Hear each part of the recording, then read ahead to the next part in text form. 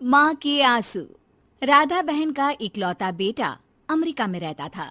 एक दिन राधा बहन का किराएदार कहता है, अरे माँ जी अकेली बैठी रहती हैं, बेटे के पास क्यों नहीं चली जाती? अरे कैसे चली जाऊं, नई नई शादी हुई है, अभी तो थोड़ा बहू के साथ समय बिताएगा, तभी तो दोनों के बीच समझ बढ़ेगी ना। अरे कैसी बात कर रही हैं माँ जी, समझ बढ़ाने के लिए 5 साल काफी होते हैं।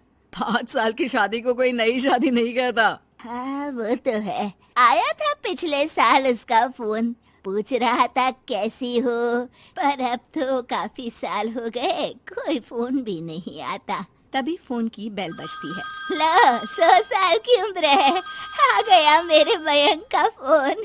अच्छा कैसे पता कि ये फोन उसी का है? अरे कैसे पता नहीं चलेगा, माँ हूँ मैं। अरे रहने दो माँ जी, 1 साल से जिसका फोन नहीं आएगा वो अब क्या करेगा? होता भी वही है, फोन पर मयंक है। कैसी हो माँ? अरे बेटा तेरी आवाज सुन ली, अब तो मौत भी क्यों ना आ जाए, बहुत याद आती है बेटा। माँ मैं वो ऑफिस में था। अच्छा माँ, वो रीना बोल रही थी कि तुम अकेली रहती हो इंडिया में, वो ठीक नहीं है। अब बुजुर्ग भी तो हो रही हो, अकेले पकाना खिलाना, वो चाह रही है कि अब तुम यहीं आ जाओ, हम लोग साथ रहते हैं ना। राधा बहन की आंख से पानी गिरने लगता है, वो कुछ नहीं बोल पाती। माँ हेलो, सुन रही हो ना माँ? हाँ बेटा तेरे साथ रहूंगी, सुबह शाम तुझे देखूंगी, और क्या जीवन में है तेरे पापा के जाने के बाद। तभी बीच में बेटा माँ को रोक देता है।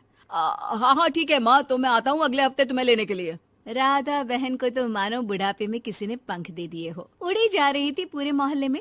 अरे वो मयंक आ रहा है, अब तो अमेरिका जा रही हूँ मैं, वहीं रहूंगी। अच्छा है मौसी, आपका जीवन देखकर तो मुझे भी रोना आ जाता था। कोई बात नहीं मौसी, देर से ही सही, सब अच्छा होने वाला है अब। राधा बहन दौड़ दौड़ कर सामान ला रही थी। अरे इतना सामान तो 2 साल में भी कभी नहीं खरीदा जो 2 दिन में लिए जा रही हो मौसी।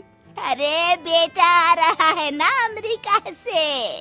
अच्छा अच्छा, तो पकवान बनाने की तैयारी चल रही है? हाँ बिल्कुल, उसको बेसन के लड्डू बहुत पसंद है।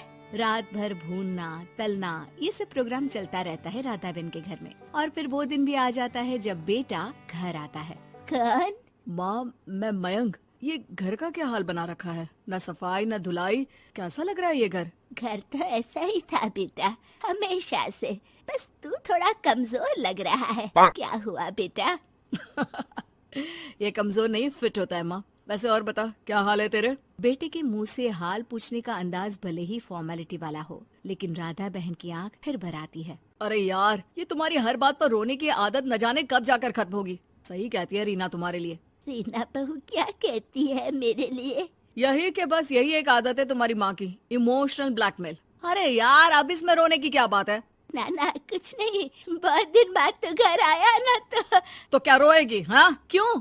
अच्छा ये ले, तेरे लिए रात भर बैठकर ये बेसन के लड्डू बनाए हैं, और ये अचार तुझे बहुत पसंद है ना? पसंद है नहीं माँ, पसंद थे।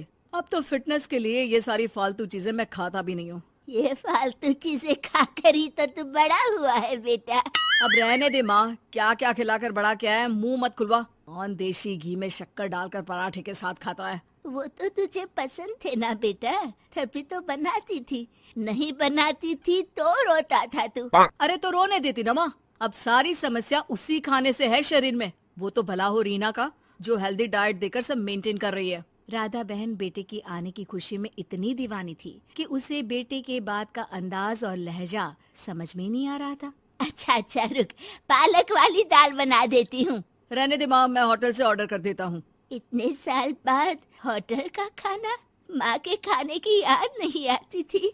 अरे माँ फिर इमोशनल डायलॉग, प्लीज माँ। अच्छा सुन, बहुत कम वक्त है हम लोगों के पास, जल्दी जल्दी सारी पैकिंग कर ले। और हाँ, इस घर को बेचना होगा। कैसी बात कर रहा है, तेरे पापा और मैंने एक एक पाई जोड़कर इस मकान को बनाया था। हाँ पर तू जा रही है ना, फिर कौन मेंटेन करेगा? कैसे क्या होगा माँ, मैं तो अब इंडिया आऊंगा भी नहीं। बेटा तो सो जाता है, लेकिन माँ घर का एक एक कोना घूम घूम कर देखती है।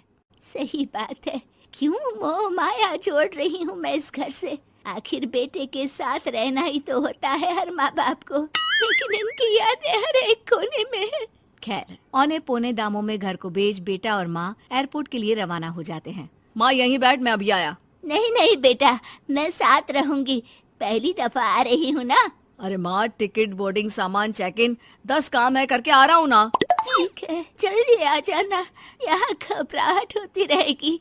बेटा माँ को समझाकर चला जाता है। माँ बैठी रह जाती है लेकिन बेटा आता ही नहीं। एयरपोर्ट के लोग बताते हैं कि इस नाम का लड़का तो कब का अमेरिका की फ्लाइट लेकर उड़ चुका है। माँ किसी तरह अपने बीके हुए मकान में ही आ जाती है। मुझे कुछ दिन रहने दो, पता नहीं क्या हुआ, हो सकता है कोई मजबूरी हो बेटे की। नया मकान मालिक कहता है। अरे माँ जी, कमरा तो मैं आपको दे दूं, पर भाड़े का क्या? पति की पेंशन भी है भैया। ठीक है, आप आराम से रहिए, लेकिन एक बात बताइए, आप किसी रिश्तेदार के घर क्यों नहीं चली जाती? अरे कैसी बात कर रहे हैं आप, मेरा बेटा कभी भी आ सकता है। अगर मैं उसे यहाँ नहीं मिली तो